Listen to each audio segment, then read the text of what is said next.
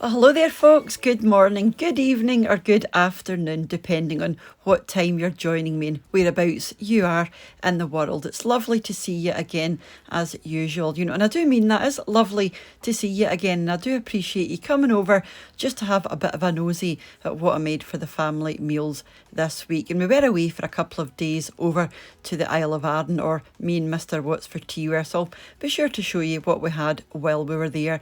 If this is, your first time here and you've never been here before, my name's Cheryl. This is What's for Tea, and it is just the part of the week where I show you what I made for the family meals during the week.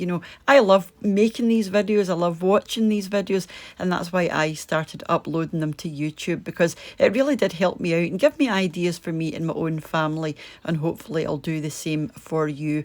Always start off on Monday all the way through till today, which is Sunday, and if I've done a video recipe on any of the meals that you see, I will leave them linked underneath the video. And I don't think there are many this week, if any, because like I said, we were away for a couple of days. And I've also got the winner for your Degustabox for this month just at the end as well. So if you've entered that, make sure to hang on to the end. So let me go and show you what we had, starting all the way back on Monday.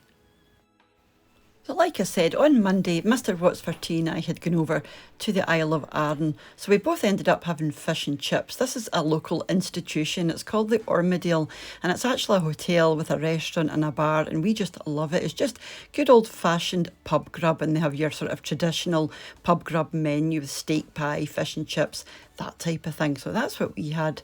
Waking up on Tuesday in the accommodation we were in, we always go back to the same accommodation every time we come over. It really is like a home from home. And I've always got to have the cooked option. Mr. What's for Tea had scrambled egg and sausage, and this is all locally sourced, really good stuff. And they've got quite a good wee selection there, and they've also got tea and coffee and toast and all the usual things that you would expect to see. And I will show you the room just at the end of the video. Moving on to Tuesday tea time, we both had steak pies. But going back to the Ormadale, there were a couple of places actually closed. I'm not sure why, but yeah, we don't mind the Ormadale anyway. We would typically maybe come once, but we ended up coming twice, because like I said, the restaurant we would have gone to on the second night or third night was actually closed. So we're back at the Ormadale, and as you can see, it is kind of in the middle of nowhere. Bit of a hidden gem, this.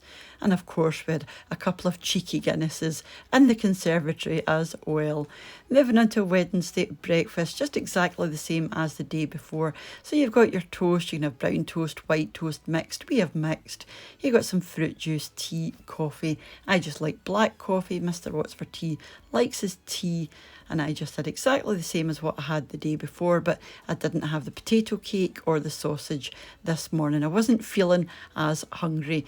And Mr. What's for Tea had some scrambled egg again, and instead of the sausage, he had bacon this morning. Look how yellow those eggs are. And I just wanted to quickly show you the view from the sort of dining room window. That's Goat Fell over there. That's the highest point in the island, and we actually climbed that the last time we were over. Moving on to Wednesday tea time, this was us back, and we had haggis, neeps and tatties. So creamy mashed potato, buttered mashed swede, and then some haggis at the side. We actually got this haggis in Arran, in a wee sort of shop that's there that sells sort of traditional Scottish chutneys, preserves and that kind of thing. So this was delicious, and yeah, brilliant.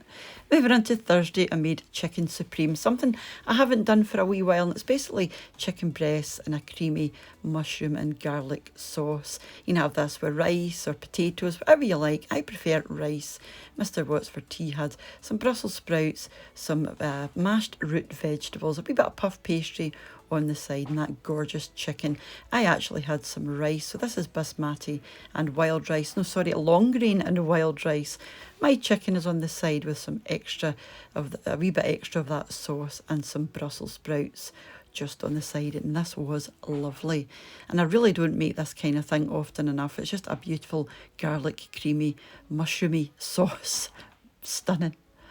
Moving on to Friday, we had chicken enchiladas. Now, I'd done these a couple of weeks ago, but Mr. Watts for Tea found them a wee bit too spicy, so these are the extra mild ones.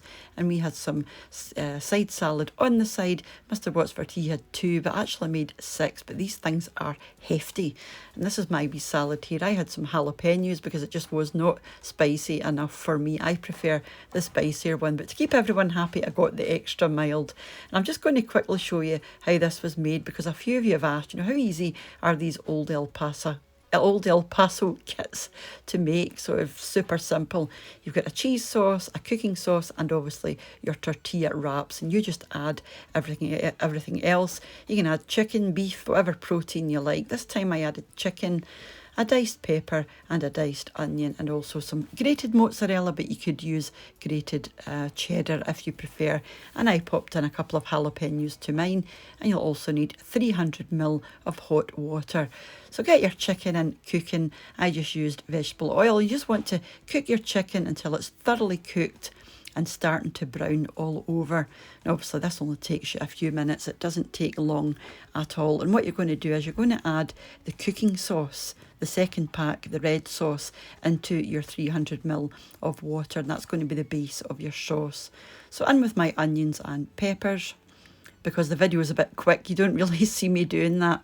So that's the water and the sauce being combined. And you want to use half of this mixture in with your chicken. Keep the other half back, because we're going to pour that over the tortillas at the end, just before they go in the oven. So cook this for about 5 minutes and your sauce will thicken. And then pop in half of your cheese, and then give that a good stir through, and this really does make it nice and thick and gooey.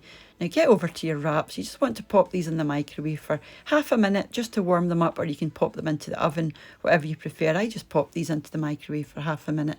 You just want to fill up your wraps and line them up on an oven tray. Now I've lined the bottom of my oven tray because I didn't want these to stick. So just keep going until you've run out of mixture. Now I managed to get 6, and that filled up my tray nicely. There are 4 of us, so that's absolutely fine. Like I said, these are quite hefty inside. There's a lot of filling in there. So with the other half of your sauce, just pop it over the top. And then your other sauce sachet, which is a creamy drizzle sort of type sauce, just pour that over the top, and then your remaining cheese as well. Like I said, we've gone for mozzarella, but you could use cheddar or a combination of both if you prefer. Whack this into the oven for about 15 minutes, just until it's nice and melty and starting to brown on the edges, and it was delicious. But like I said, I do prefer the spicier one, but this went down so well. Yeah, loving this kind of thing just now. Then moving on to yesterday, it was just me and Mr. Watts for Tea. I actually had a jacket potato, and he had these Linda McCartney sausage rolls that needed used up. So he's had 3 of them, and that's them finished. Some creamy mashed potatoes and some baked beans on the side. And this is one of his favourite things. It's so simple, it's so plain, but yeah, he loves this kind of thing.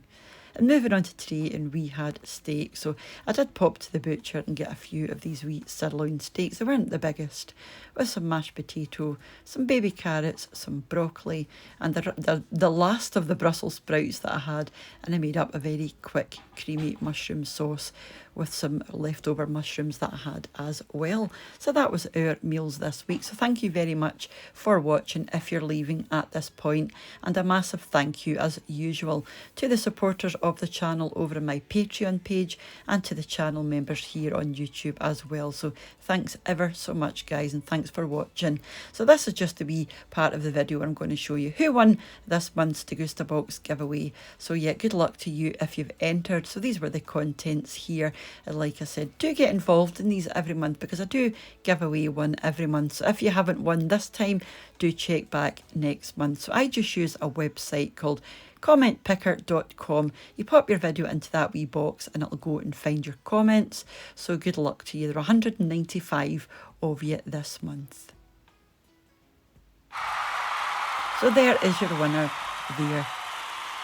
Massive congratulations to you, and thank you ever so much for watching and for entering. Now, if you follow me over on Instagram, if you give me a wee DM over there, or failing that, you'll find my email address underneath any of my videos. So either email me or contact me over on Instagram, and we'll get your box on its way to you. So yeah, well done to you again, and thank you very much for watching, and thank you all for watching my wee video and for leaving your lovely comments, and for those of you who share. Now, I'm just going to quickly show you the wee room we had. And like I said, we go back to this wee place.